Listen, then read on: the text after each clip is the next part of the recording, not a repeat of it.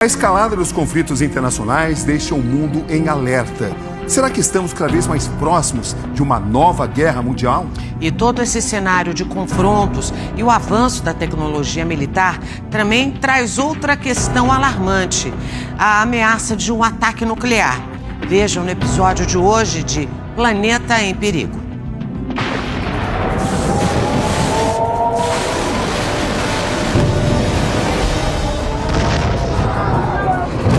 A humanidade em conflito. Em outros momentos a gente teve momentos tensos, mas agora nós vivemos um dos mais tensos da história depois da Segunda Guerra Mundial, depois de 1945. Guerras que atravessam gerações e parecem nunca ter fim. Nós nunca estivemos tão próximos a uma terceira guerra quanto agora. Líderes mundiais em confronto. E especialistas de todo mundo em alerta. Nós realmente estamos vivendo uma era muito dramática. We live in a very dramatic era. Principalmente nesse momento em que uma guerra nuclear seria capaz de exterminar o mundo. É o planeta em perigo.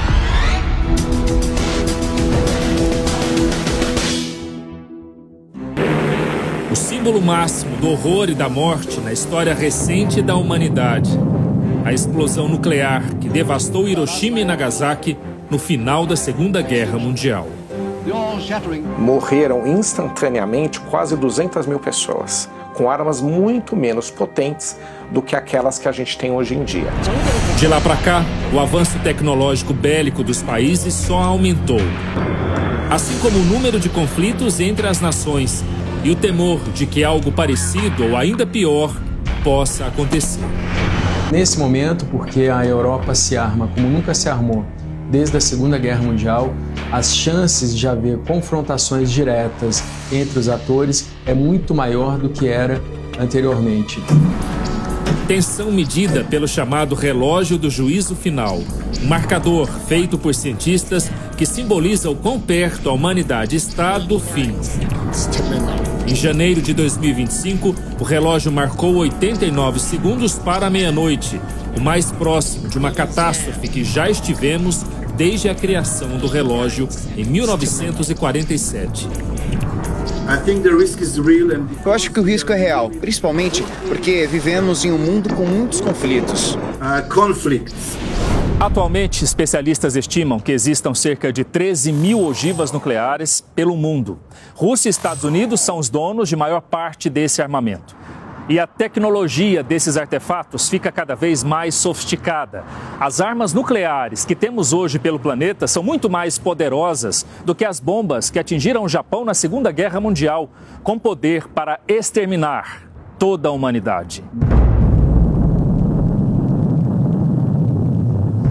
Existem 9 países que possuem arma nuclear, então os Estados Unidos, Reino Unido, Israel, França, Rússia, China, a Coreia do Norte, Paquistão e Índia.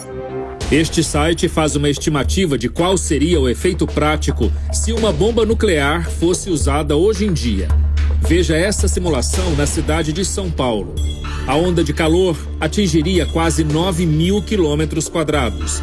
Derrubaria prédios, provocaria milhões de mortes, além de afetar cidades metropolitanas, como Santo André, e até chegar perto do litoral do estado. Por conta dessa expansão e dessa criação desse calor, tem também uma onda de choque, que também causaria dano severo, destruiria prédios, casas, pontes, estruturas de construção, que poderia tanto causar efeitos imediatos e também efeitos a longo prazo, dependendo da distância da pessoa de onde essa bomba aconteceu. O efeito nuclear não é apenas o efeito imediato de destruir tudo em um grande diâmetro. Também permanece no chão, nas árvores, nas plantas e algo que vai se arrastar por muitos anos depois. E mesmo as pessoas que sobreviverem a um ataque nuclear, a probabilidade de ter câncer e morrer depois disso é de praticamente 100%. O site usa como parâmetro a bomba Tsar, considerada a maior bomba nuclear da história, construída pelos soviéticos nos anos de 1960. Os especialistas estimam que uma bomba mais moderna, como as que os países têm hoje, causaria danos muito maiores. A bomba mais poderosa que tem disponível hoje é imposta dos Estados Unidos e ela tem cerca de 1000 vezes mais potência do que a que foi detonada em Hiroshima. E o pior, atualmente vários conflitos envolvem países que têm armas nucleares em seus arsenais ou que têm acordo com outros governos que possuem esse tipo de artefato.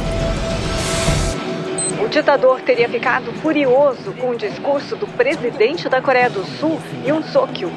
Na invasão da Ucrânia, o uso de armas nucleares é visto pelos russos como uma possível tática militar.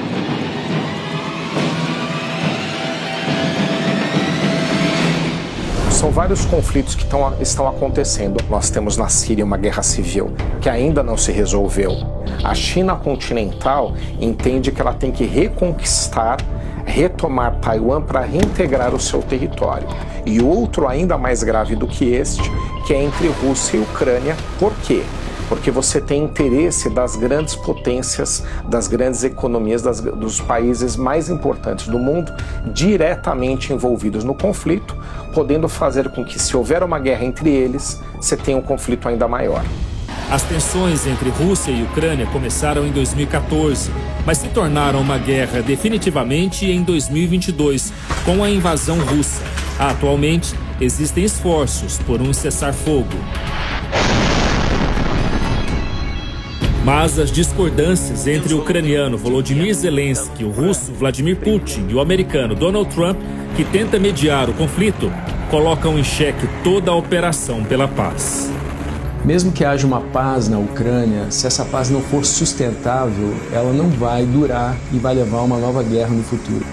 Se houver um envolvimento diretamente de uma dessas potências na Ucrânia, entrando em guerra diretamente com a Rússia, há um risco nuclear, há um risco de uma grande guerra internacional. O mundo segue atento a outro conflito importante e que acontece desde outubro de 2023, entre Israel e os terroristas do Hamas.